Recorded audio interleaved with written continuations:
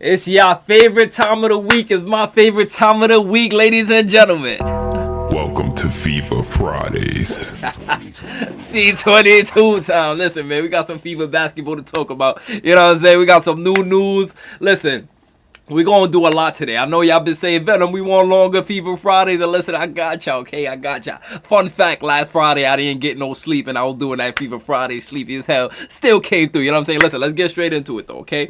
Today, we're going to start off with the harsh truth about Caitlyn Clark. We're going to talk about there's two new assistant coaches for the Indiana Fever. We're going to talk about a player that I've been requested to examine, somebody to scout for the Fever draft that we could recruit, you know what I'm saying? A possible wing, we'll get to that.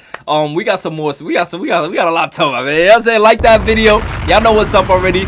Make sure you got your food next to you, get drink next to you, put on something comfortable, and get settled in. All right, let's get straight into it. We have the harsh truth about Caitlyn Clark. Let's get straight into it now. Some athletes are good. Some athletes are great, but very rarely does an athlete make such an impact that they begin to transcend their sport. Let me get the counter up there, and let's go. You know, those times where an athlete is creating so much buzz that people who don't even follow the sport know their name. Drink your These tea. athletes hardly ever come around, but when they do, you know something special is going on. Yep. Growing up, I used to skate, so of course I know who Tony Hawk is. But my mom also knows who Tony Hawk is. In a sport that tends to only retain the most diehard fans, Usain Bolt was so incredible that he became a household name. And it also helped that his name sounds like he was destined to be the fastest man of all time. Ask the average person to name any golfer, and they'll instantly say Tiger Woods. Wait, hold on. Very few oh athletes. my God. Hold on. Wow. That reached the woods. Followed by I was gonna say right here any golfer, and they'll instantly say Tiger Woods. See, me, I probably would have said my favorite golfer. Some people might call me crazy. It's Caitlyn Clark. hey, we all got our own thing. Now, let me stop trolling. I'm saying, shout out to Tiger Woods, the legend. No disrespect to Tiger. I love me some Tiger Woods. Listen, I grew up on Tiger Woods. I ain't watched no golf, but I just love Tiger Woods. You know what I'm saying? Followed by no one else.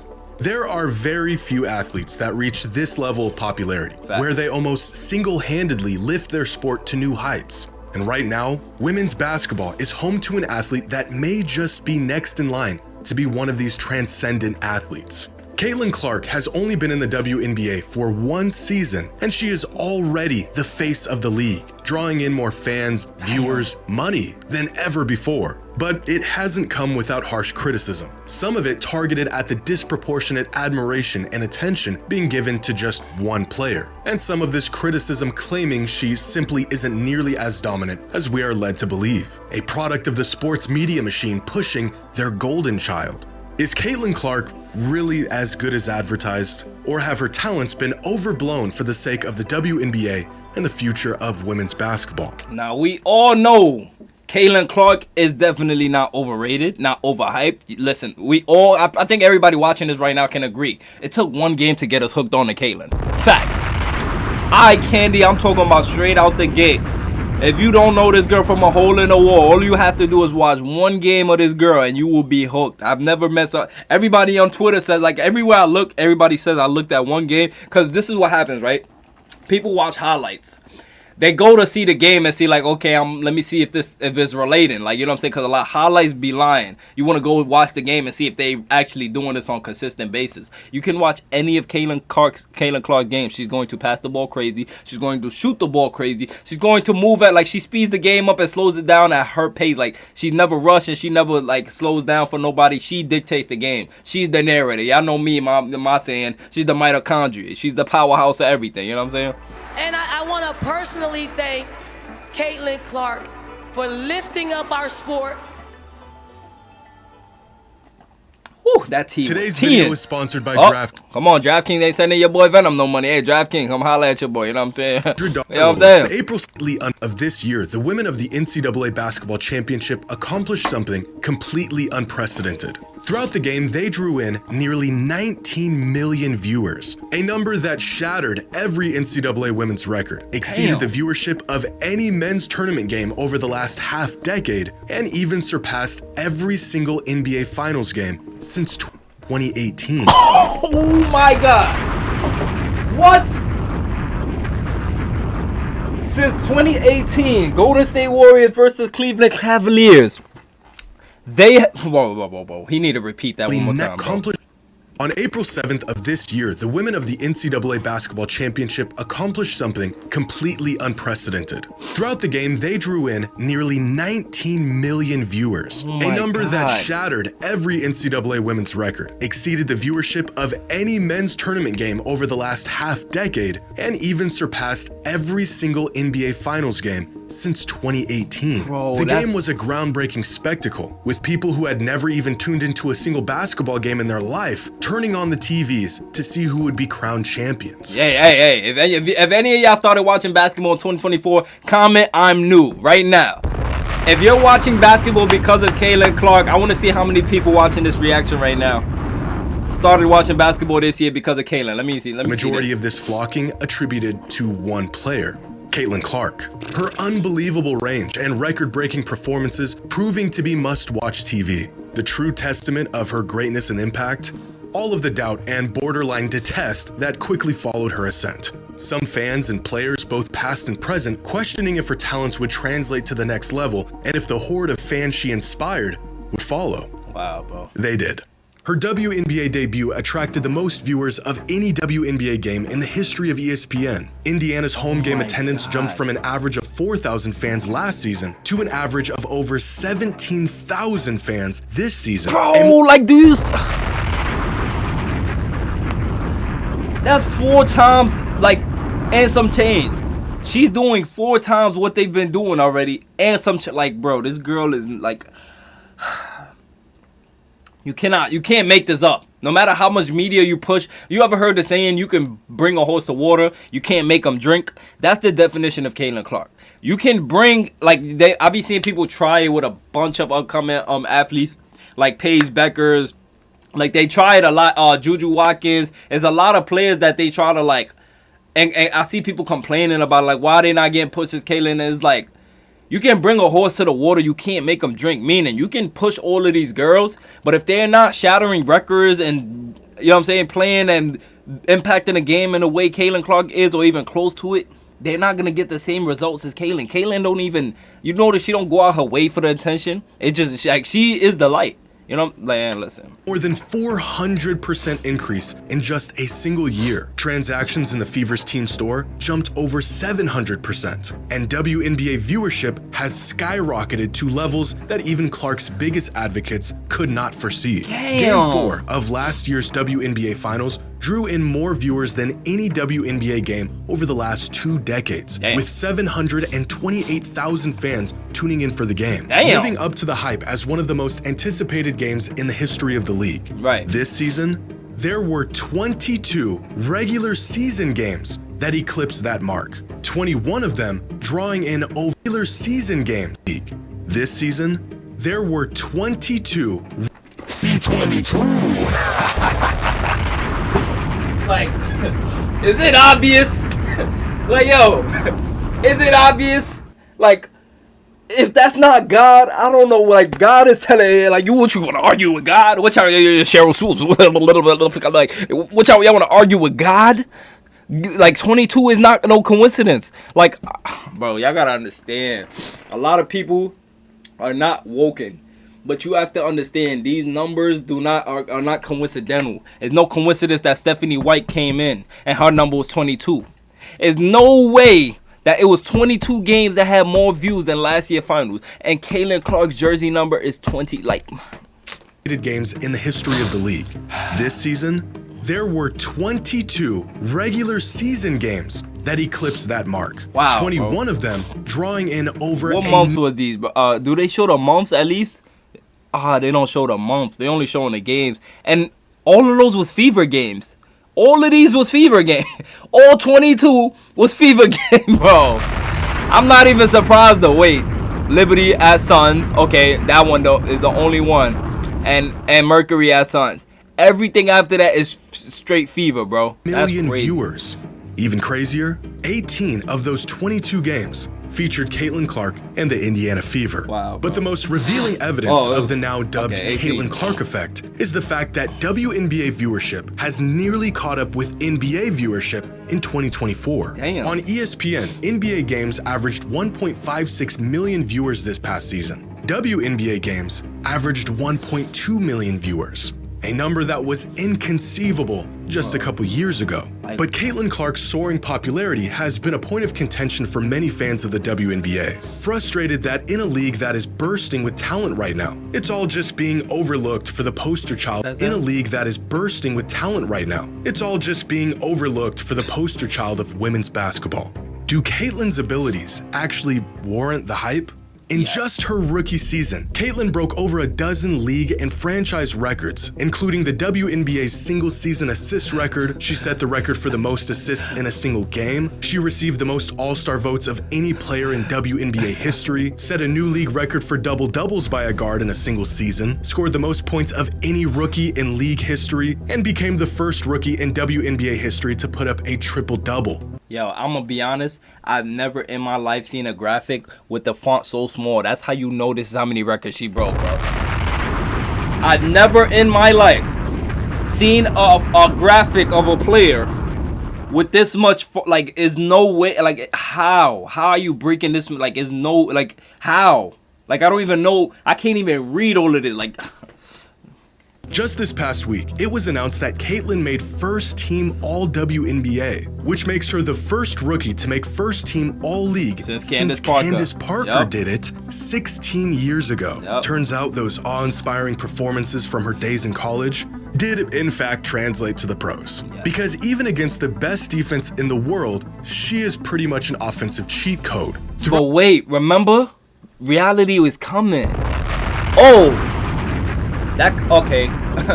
Maybe Diana meant reality is coming as in the opposite way. Like, she's the reality that's coming, and we both know she ain't mean. Throughout her rookie season, with points and assists, Clark generated 45.2% of all points produced by the Indiana Fever. For perspective, she has a larger offensive load than every single player in the NBA last season, outside of Luka Doncic. Damn. And she's a rookie. But to really No. We not gonna look at the this is what they do. They try to compare the WNBA to the NBA. Yo, let me tell y'all something. This is not normal. Caitlyn Clark is NBA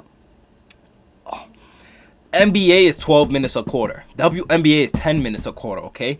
What Luka's doing is in 12-minute quarters. Caitlyn Clark is and keep in mind there's more points being generated in a more minute game. You know what I'm saying? And the WNBA is only 40 minutes. NBA is 8 minutes. That's 8 more minutes worth of scoring. So it's going to generate more points. And if there was as much minutes in the NBA as there are in the WNBA, I mean, if there was as much minutes in the WNBA as it is in the NBA, Caitlyn Clark's percentages would be well above Luka's. So the fact that she's not only at the top of the WNBA, she's at the top of the NBA. Like, this is crazy, bro.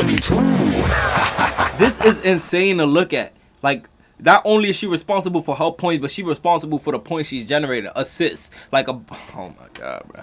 This girl is not normal, bro. And she's a rookie. But to really understand Caitlyn's unparalleled offensive prowess, here are the 200 most productive offensive seasons in WNBA history on a scale of points generated per game. And among these seasons, you'll find the greatest players in the league's history. Lisa Leslie, Tamika Catchings, Cheryl Swoops, Candace Parker, and Angel McCoughtry have tons of seasons littered throughout this chart. Climb towards the top and you'll find seasons from Asia Wilson and Cynthia Cooper. But with 4 of the top 10 most productive offensive seasons in WNBA history is Diana Taurasi, her 2006 campaign being the best of them all, producing 33.9 points per game. And then there's Caitlyn Clark, who is already the most potent offensive player in the history of the WNBA in her rookie season.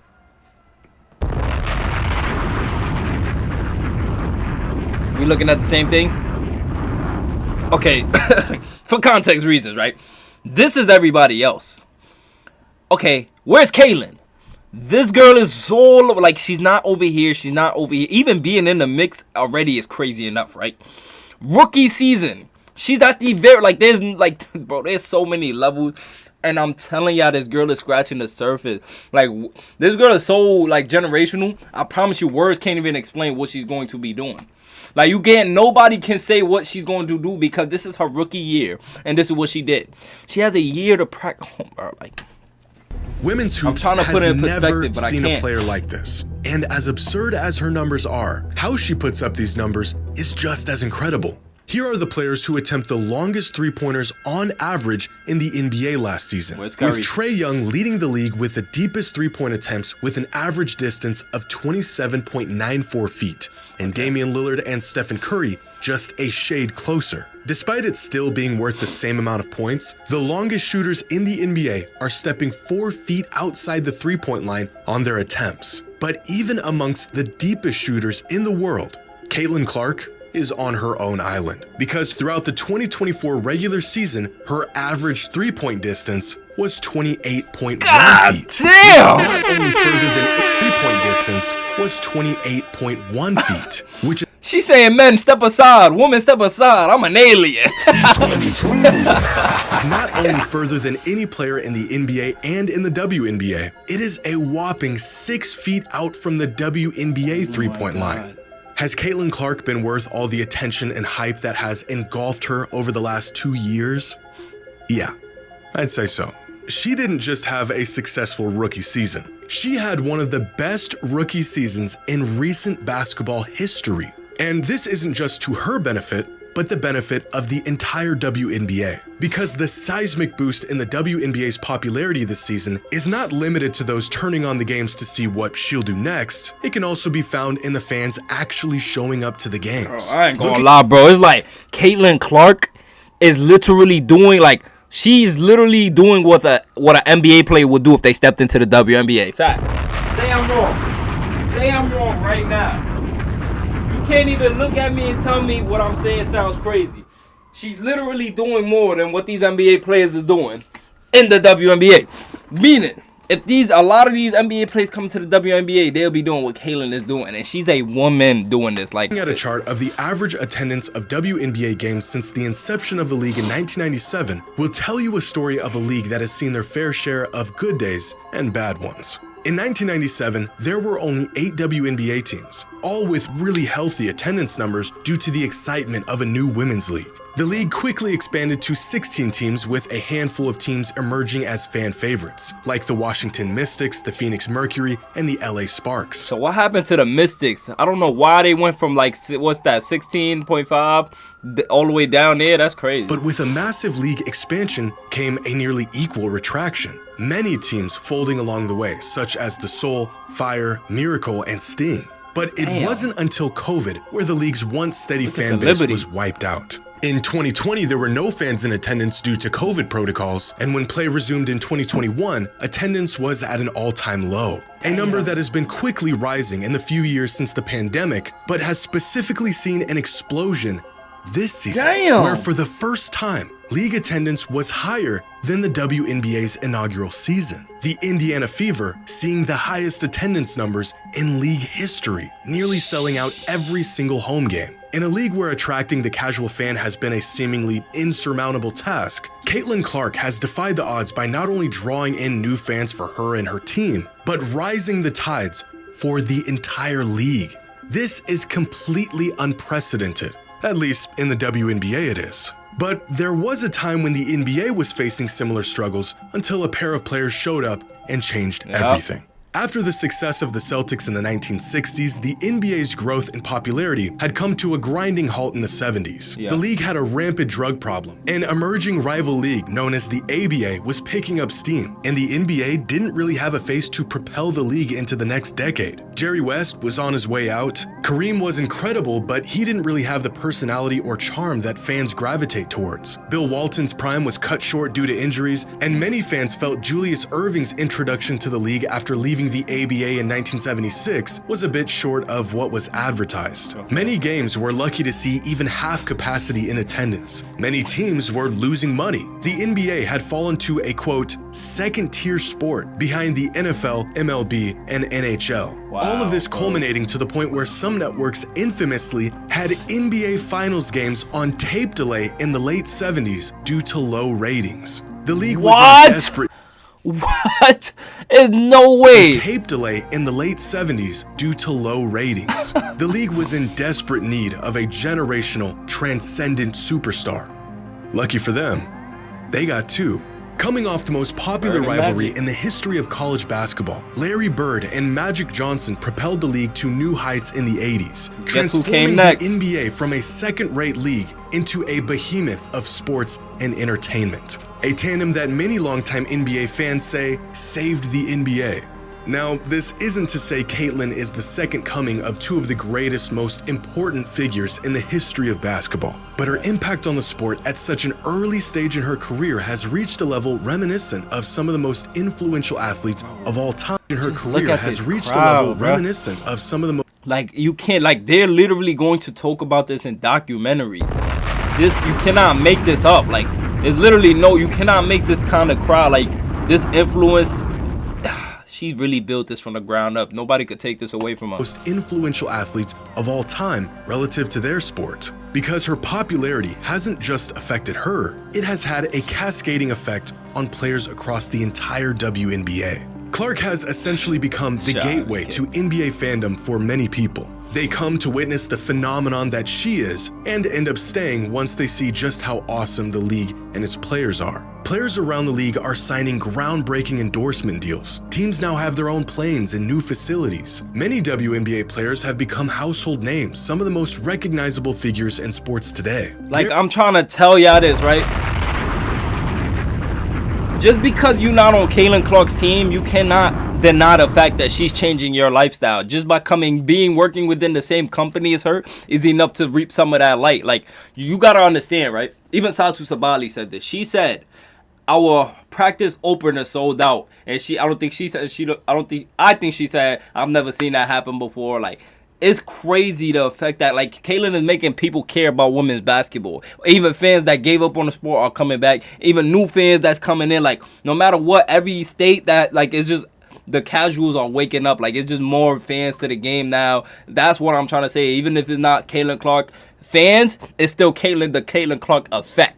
You know what I'm saying? There is real, genuine discourse about the games and the players right now that exists beyond the diehard fans. Right. Conversations about the WNBA are now no longer about the legitimacy of the league itself, but instead about its players, records being broken, rivalries, the playoffs, title hopes, the draft, and up-and-coming prospects. It's understandable that Caitlyn's explosion in popularity has caused a lot of tension. Why is she getting all the attention when there's tons of great players around the league doing great things? The answer to that question? Well, it depends on who you ask. But there's no denying the widespread impact Clark has made on the league in just a single season. For years, players in the WNBA pushed for people to give their talents and their skills and the product a chance. And in record numbers, people finally are. Now, what it took to get them to tune in may not be the most ideal circumstance, Right. where for many casual fans, one player is overshadowing the vast majority of an entire league, but it's 1,000 steps in the right direction.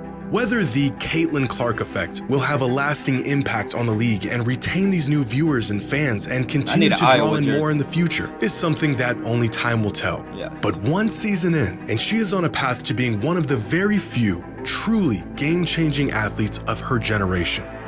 And yes, she's got all the talent to back it up. C22, you know what I'm saying? Oh my goodness, man, that was a great video. Shout out to who made this video? Let's go give him a shout out. Who made this video? Shout out to Jimmy High Roller. When Clark files her taxes, she should put the WNBA as a dependent. In other words, no, she is overrated. Caitlyn Clark is already a Jimmy.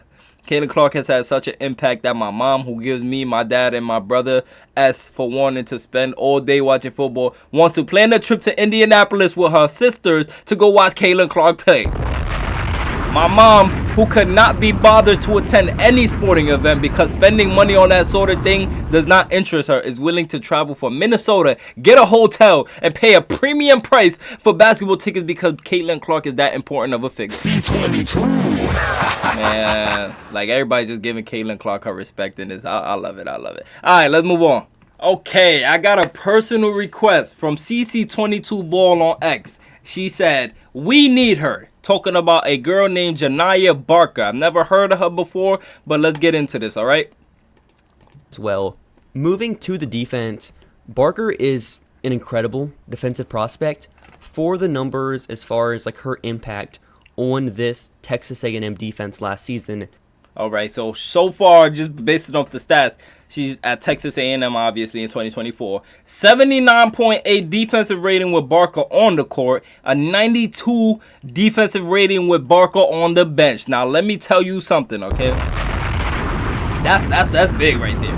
That's a whole 13 points right there. You know what I'm saying? When she's off the floor, teams are scoring 13 more points. Like, that's insane. I'm going to be honest. They had a 79.8 defensive rating with Barker on the court. With her on the bench, that went up to 92. For reference, in terms of what this means, whenever Texas A&M had Barker on the court, they were basically the third best defense in the entire country behind only South Carolina and Norfolk State. Wasn't South Carolina undefeated? Or didn't they take their first L in like 2 years or something to the new Hawkeye team? Yeah, listen. Oh yeah, by the way, for the people for the Hawkeyes reactions, they haven't been dropping like the highlights.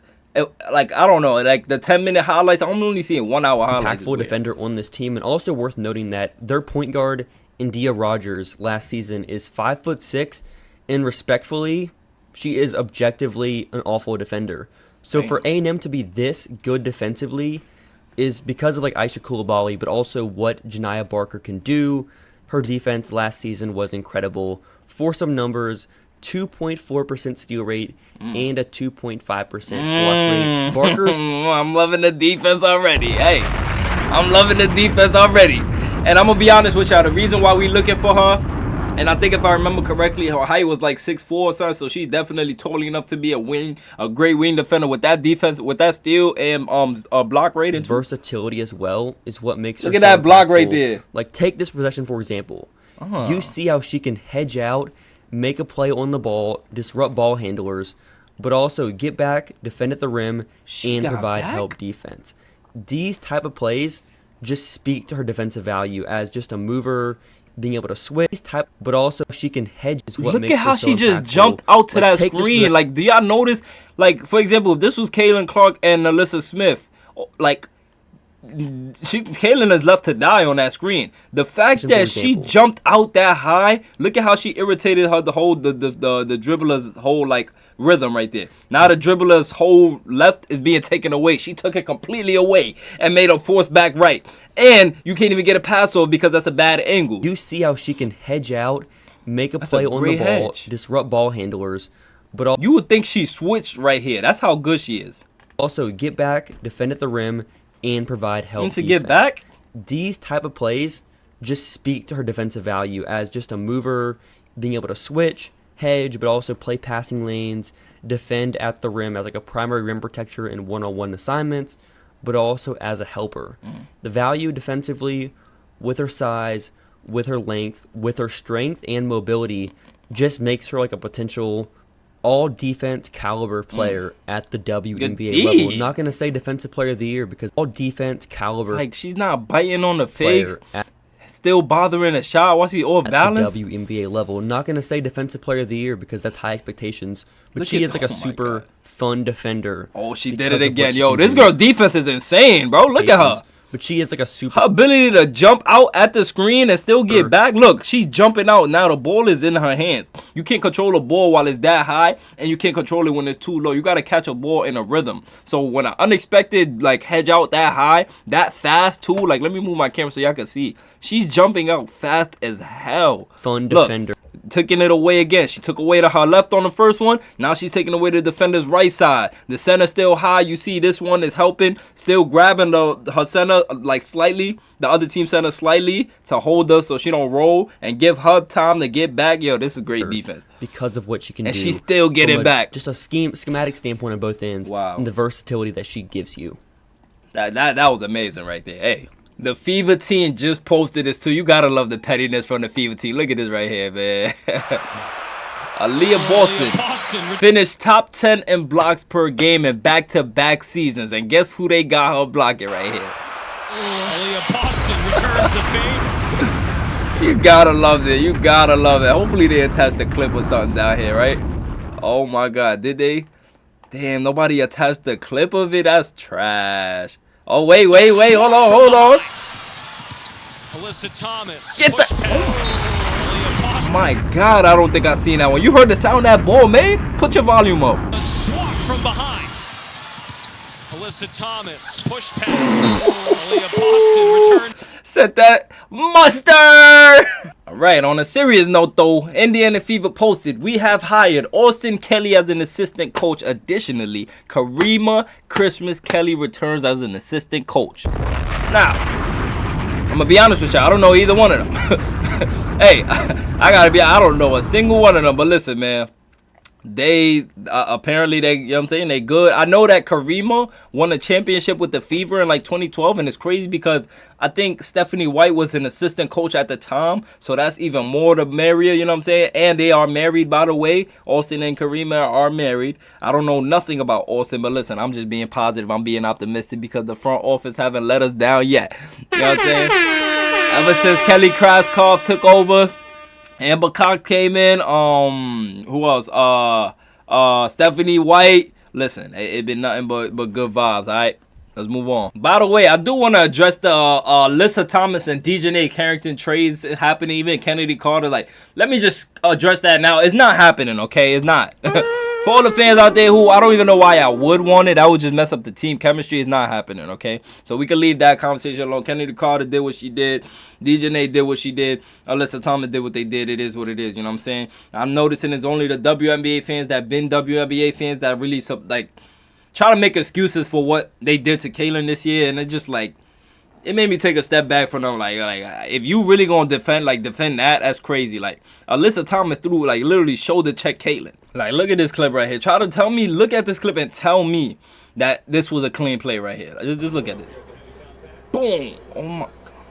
This is not basketball, bro. Like, I don't know what makes y'all even want this trade to even happen. And then look at Caitlyn, looking back, looking at her get teed up and stuff, whatever happened.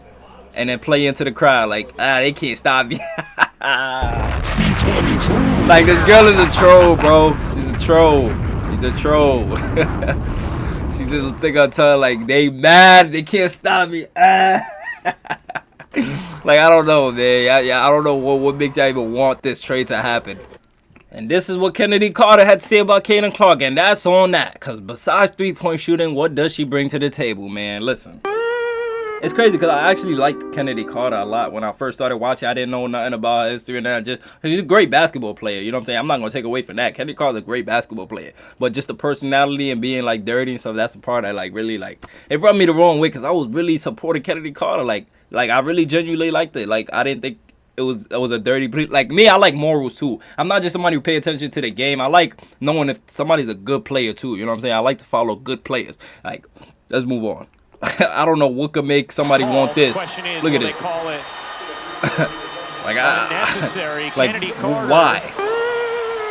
Yeah, I know the kid Clark get back up every time and just give you 30. It don't matter. It don't matter.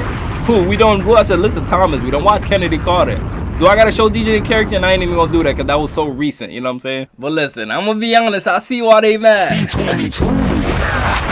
I see why they mad. Because State Farm is here, you know what I'm saying? Like a good neighbor. Listen, man, you cannot stop greatness. That's evidently you can't do it. You know what I'm saying? No matter what you do, it's evident she's here to stay for the long term. Listen, man, we ain't gonna be here too long. I'm gonna be honest with y'all. This is probably the last slow week because we have the Valkyrie draft coming up now. It's probably gonna be the last slow week of, like, no WNBA news, you know what I'm saying? We have the assistant coaches and stuff, but I'm talking about, like, actual moves being made with the team is going to start in December. By the way, I hope y'all all had a great Thanksgiving, you know what I'm saying? Listen, happy holidays to everybody who celebrated Thanksgiving and enjoying on this, you know what I'm saying, Fever Friday with your boy Venom. Listen, man, if you enjoyed this Fever Friday, smash that like button, smash that sub button. We're going to still grow it. We're going to still improve it. And listen, to more news. Let's go.